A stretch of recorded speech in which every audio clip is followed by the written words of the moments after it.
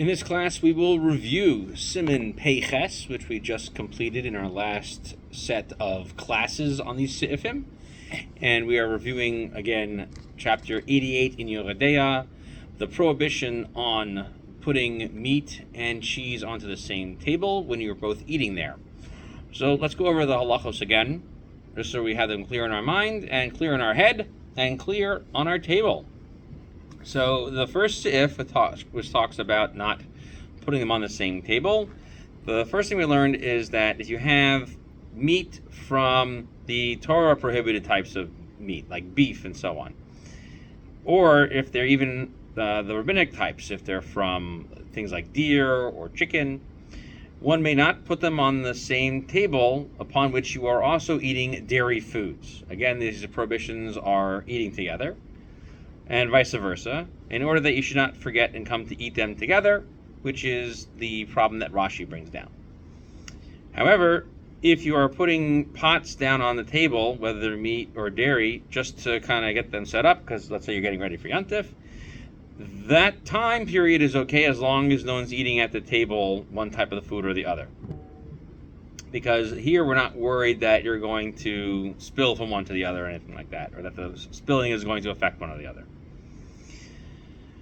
Now, if someone were to sit there and watch you, what you're eating, and make sure you don't eat the second thing, we say that doesn't work, because it's impossible for a person to pay attention to you the entire time. We mentioned that in the name of Rabbi Akiva Eger in Seif Beis.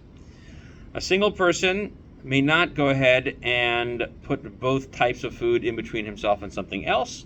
As we said, according to that Maharam at Rottenberg, putting down your food, blocking it off with the other type to keep from eating the other type would not be permitted.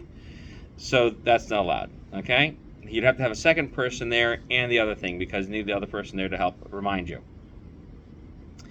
It's also not permitted to keep a closed milk bottle on a table upon which you are eating meat, especially because you might come to drink from it. The Shach says that since each type of food by themselves are permitted, meaning the meat is kosher to eat by itself, and the milk product is kosher to eat by itself. So you only have this prohibition because you're sitting at the table and eating them together. However, all of the types of foods at the table together that you won't eat them, like someone's eating pas akum or kvinas akum or drinking chalav akum, okay? Or, for example, we will also talk about if you have something that you have some stringency on, that they are lenient on, you may sit at their table.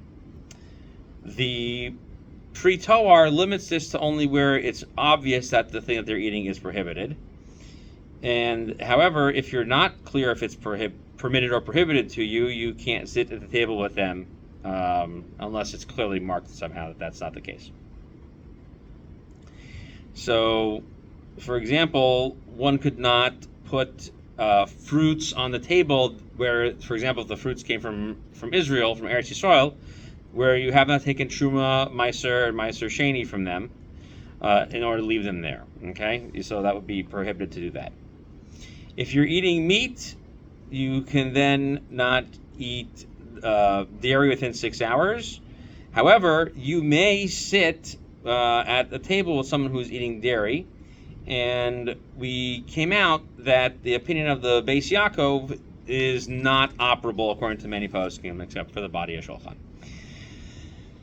If you've eaten meat, you can go ahead and prepare dairy foods for other people and not worry about the fact that you might come to eat them. Okay? Why? Because there was no gezerah, there was no enactment by the rabbis to prohibit that, only when you're sitting and eating at the table together. That was Seif Aleph. In Seif Beis, we learned about two people sitting together.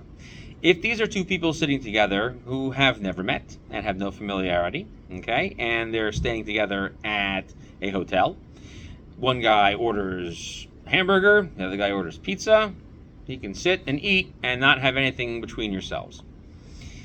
So that's because you're not going to share the food. However, if the two people are familiar with each other, So, meaning that you're either related by family or you're friendly, and you're the type of people who would,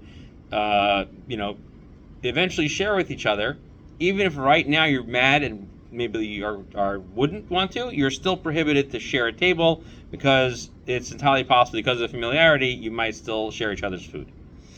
And it's only permitted to sit together when you put some type of heker or demarcation between you. What is the heker? What is the demarcation? What's the thing that marks it out? So there's a few things. Either you have your own tablecloth, your own placemat. You can have some type of utensil in between you. You can put a roll in between you. That's something that's normally not there that you would put in between you. And that's assuming you're not eating that bread that's in between you. And also you're not using that utensil that's in between you.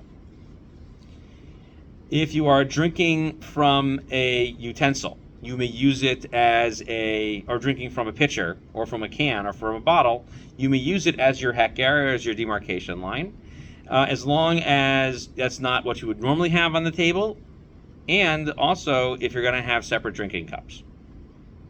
And then it's best not to share it unless you're going to clean your hands every single time.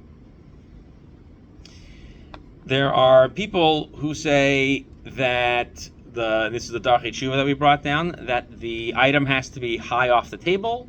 However, the Chachmas Adam says that it does not have to be off the table at all. It can be something flat like a rolled napkin, as long as it's not normally on the table, or even something flat like a plate, as long as you're not eating from it, and it's used specifically to mark a line. So there are people who say that there's reason to be lenient by this only in the case of between people milk and meat, and you shouldn't learn from this to other cases. And that was actually, this psak is brought down in the name of Rav Yosef Shalom Eliashiv Zichron Livracha.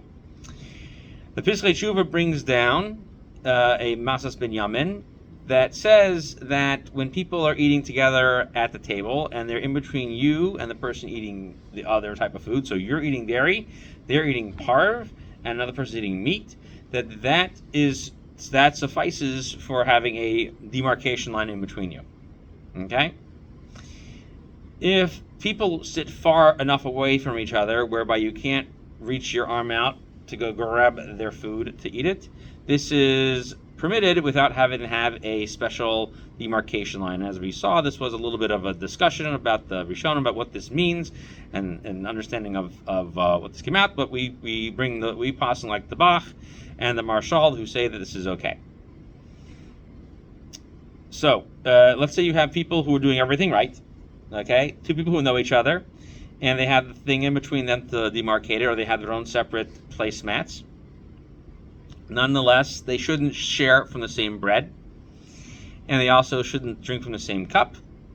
But as we mentioned earlier, there's a Prima Gadim who is lenient that says that if you're sharing the same drink, but you're pouring into small cups, that's okay. And even still, you should make sure that your hands are clean when grabbing for it. We also learned that it's proper to have separate salt bowls for dipping into for food.